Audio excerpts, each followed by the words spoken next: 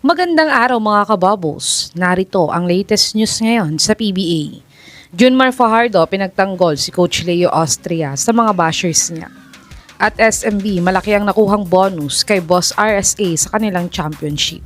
Calvin Abueva na trade na sa Converge kapalit ang tatlong players.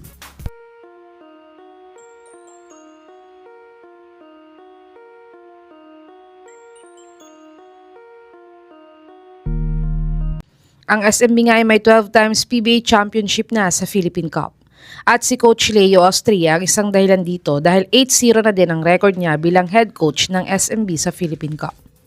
Pero sa isang interview niya nga ay nasabi ni Coach Leo na nagmukha na naman daw siyang magaling na coach dahil sa kanila at may Junmar daw siya kaya lang siya naging magaling na coach sa PBA. Pero pinagtanggol naman siya ni JMF at sinabi niyang hindi lang daw nabibigyan ng credits si Coach Leo dahil humble lang daw siya pero magaling daw talaga siyang mag-coach sa kanila at isa daw siya sa dahilan kung bakit nagcha-champion palagi ang SMB. Kayo mga kababos, tiin nyo magcha-champion ba ang SMB kahit hindi si Coach Leo ang coach nila? I-comment nyo na po yan sa baba. At dagdag balita nga para sa SMB ay malaki daw ang bonus na natanggap nila kay Boss RSA.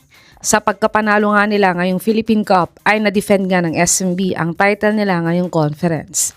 Kaya dahil dito nga, ayon nga sa kuliglig ni Sir Snow Badua, ay nag-dinner daw sila kahapon at binigyan nga daw sila ni Boss RSA ng pang-4-month salary bonus nila na aabot nga sa 400,000 pesos to 8.5 million pesos depende nga kung magkano daw ang sinusweldo mo per month sa SMB.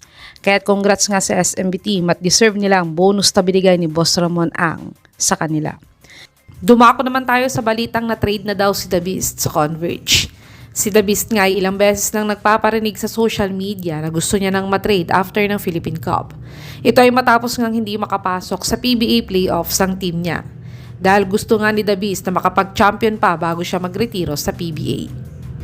At sa kapapasok nga na balita galing sa Spin.ph ay na-trade na nga daw si The Beast sa Converge Fiverr Xers. At ang kapalit nga ni The Beast sa Titan ay tatlong players na sina Ray Suerte, King Caralipio at Mark Denver Omega. In-approve na nga ito agad ng PBA pagkatapos nilang mapasa ito kanina.